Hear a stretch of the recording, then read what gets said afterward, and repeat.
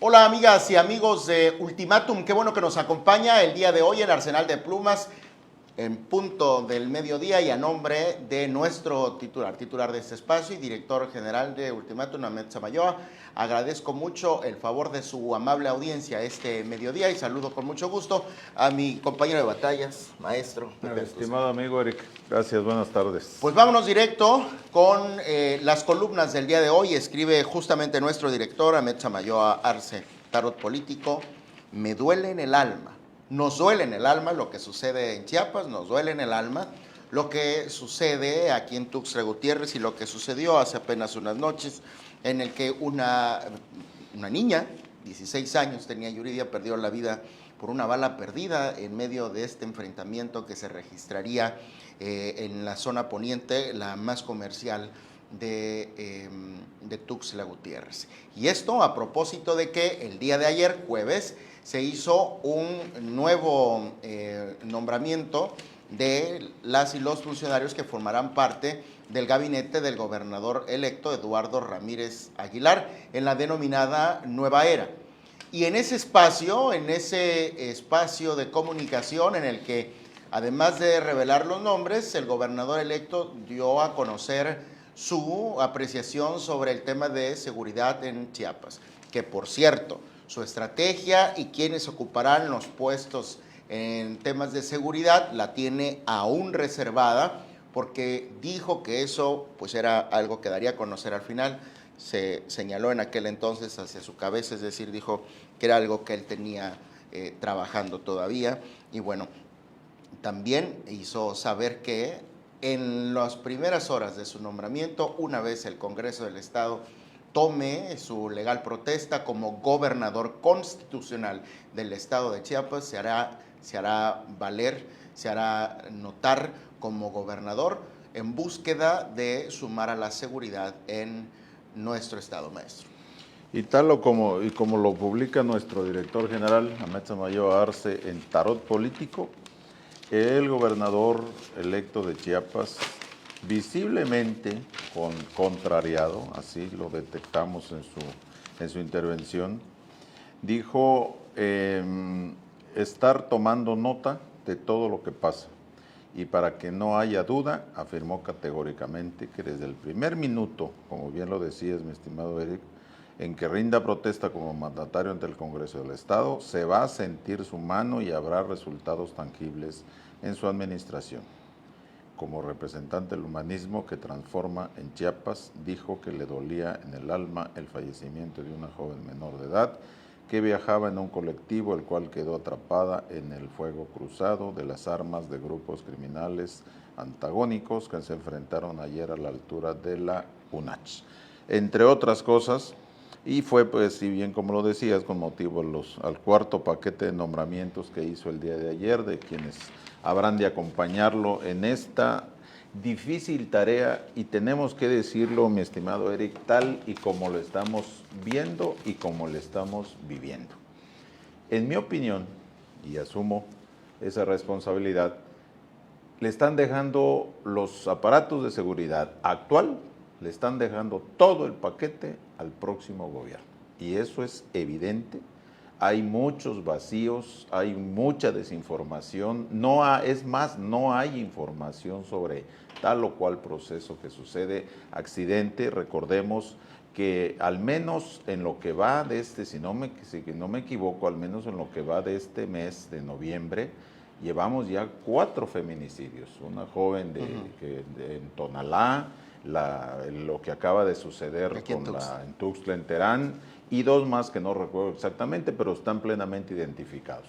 Eso es muy grave, sobre todo porque es lamentable que tener que esperar a que el próximo gobernador asuma esa responsabilidad para poder ejercer la autoridad, lo que se requiere en Chiapas para quitar este flagelo que afecta terriblemente a la sociedad. Ayer lo decíamos, lamentable ver la psicosis, el problema que sucede de que no puedes transitar con libertad, en este caso en la capital del estado de Chiapas, pero hay otros hechos del mismo sentido en Comitán, en Tapachula, hoy en la madrugada en Mapastepec, en Palenque, en San Cristóbal, etcétera, etcétera. Entonces, sí es necesario actuar en consecuencia después de estos lamentables acontecimientos y por eso se difunde esta información porque pues, también nuestro amigo Alfredo Pacheco, por supuesto, tienes más comentarios,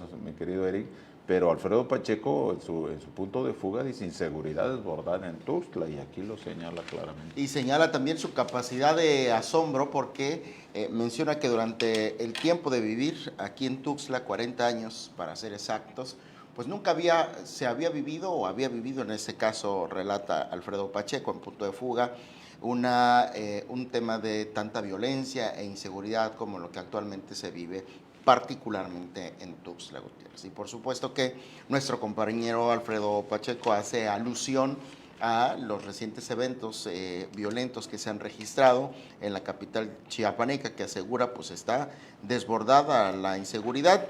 El día que no es un asalto, dice, es un feminicidio y recientemente se han visto crímenes tan lamentables como la muerte de Yuridia. ¿Quién era Yuridia? Pues esta niña de 16 años de edad, quien fue víctima de fuego cruzado y recibió una bala perdida la noche del pasado miércoles 20 de noviembre. Se considera, dice, normal que en el periodo de transición de una administración a otra se agiten las aguas, pero esto ya no es chapoteo, escribe nuestro estimadísimo compañero Alfredo Pacheco. Una cosa bien interesante, hace unos días conversaba con alguien de la sociedad civil y me mencionaba una situación que ahora es relativamente común en procesos como el que estamos viviendo, la transición, ¿no?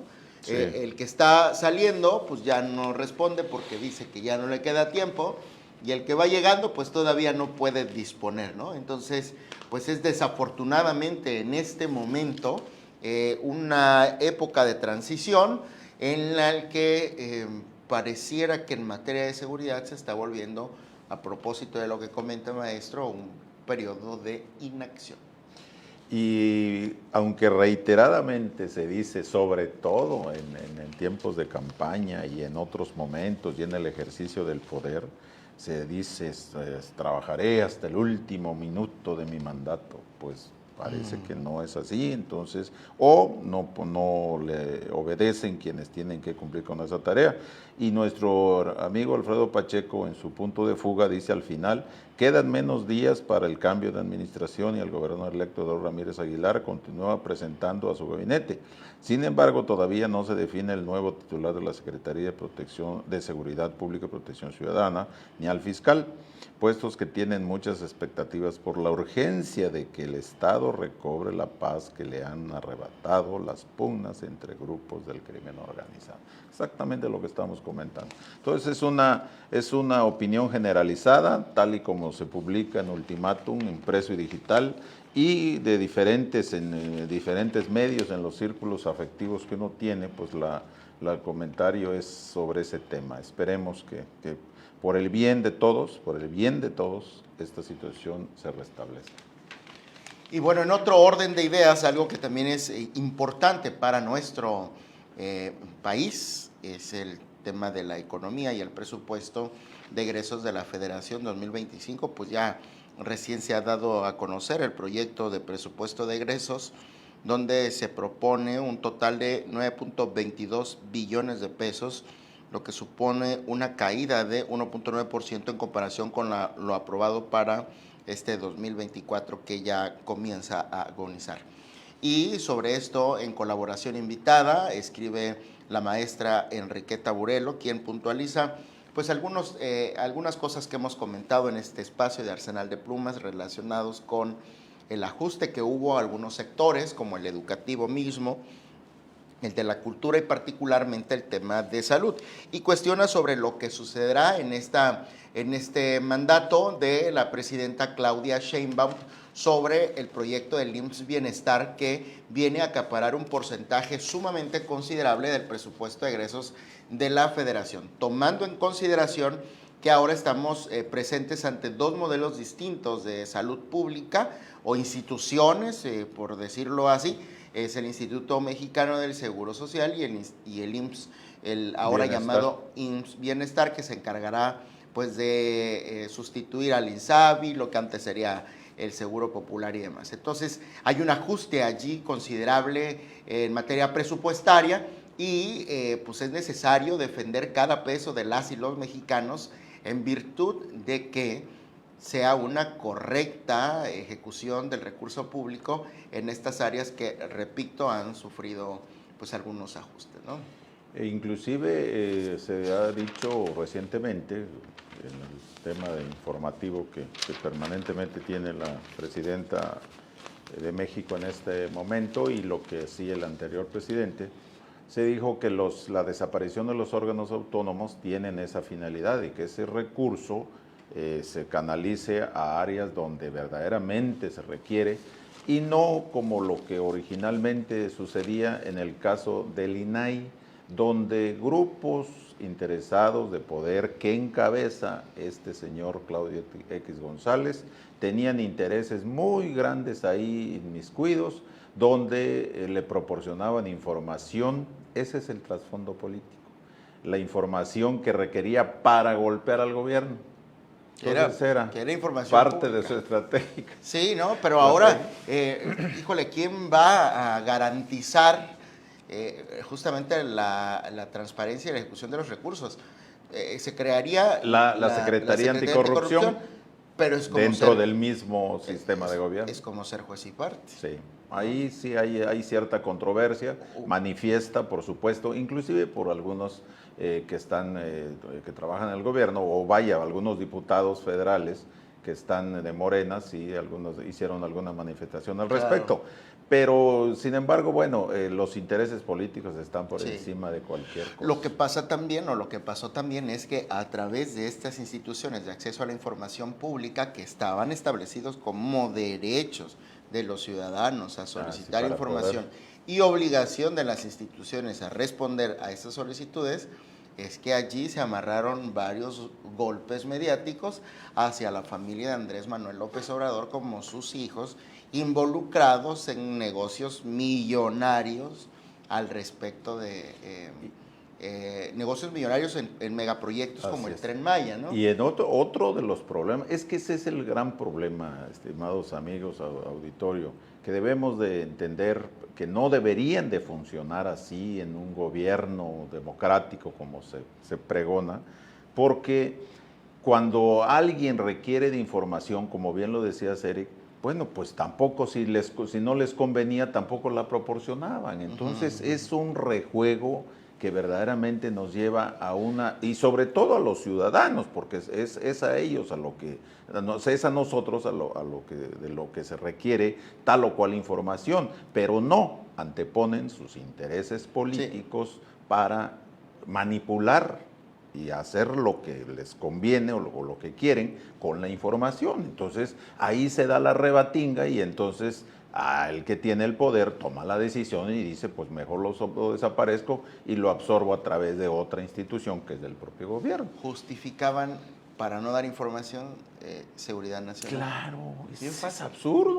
Nada más te decían, hasta las obras no públicas, te la puedo informar. Hasta las obras, cosas de infraestructura. Sí, e inclusive en muchos casos ciudadanos que se han quejado que ni siquiera tenían la respuesta. Tú hacías la solicitud y no tenías ninguna respuesta. Que responder. Sí.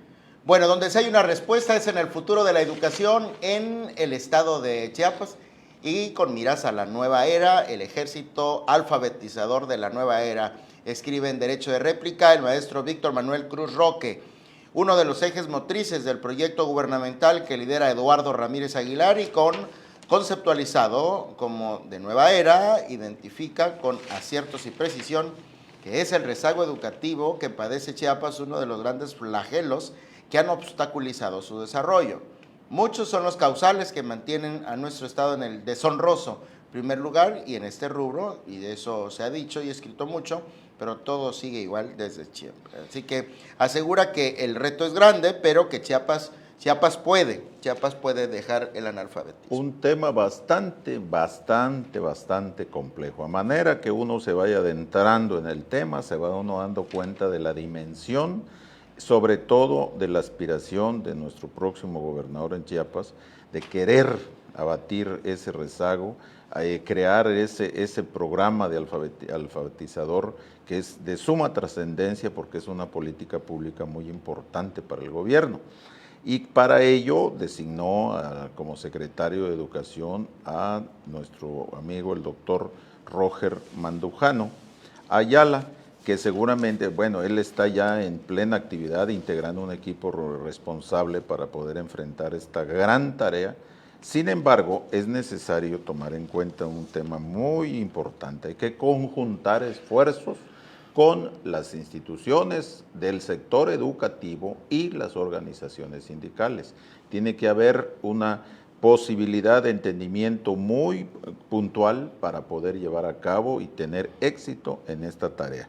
Y además, como bien lo dice aquí don Víctor Manuel Cruz Roque, seguramente dice, y así está planeado y pensado por supuesto, en próximos días conoceremos cuál será la participación de las universidades e institutos de educación superior, sí, claro, de las dependencias a las que me refería del sector educativo e instancias afines del corporativo de comunicación. Así es, tiene que crearse una imagen y una promoción permanente a través de este sistema de Chiapaneco de Red, Televisión y Cinematografía para despertar el interés de quienes van a ser beneficiados y difundir lo que harán las instituciones en esta materia.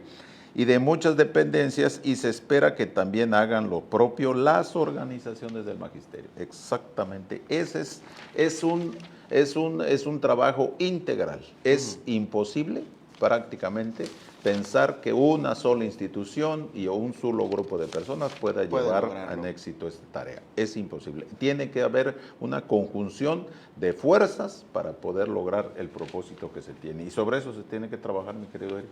Así es. Y a propósito de instituciones y de educación, escribe también Manuel Cepeda Ramos, Instituciones de Educación Superior, y habla sobre lo que también escribe hoy para esta casa editorial la maestra Enriqueta Burelo, que hace un análisis del presupuesto de egresos de la Federación 2025, que como también aquí ya lo habíamos platicado, hay un duro golpe hacia las instituciones de educación superior, a las universidades.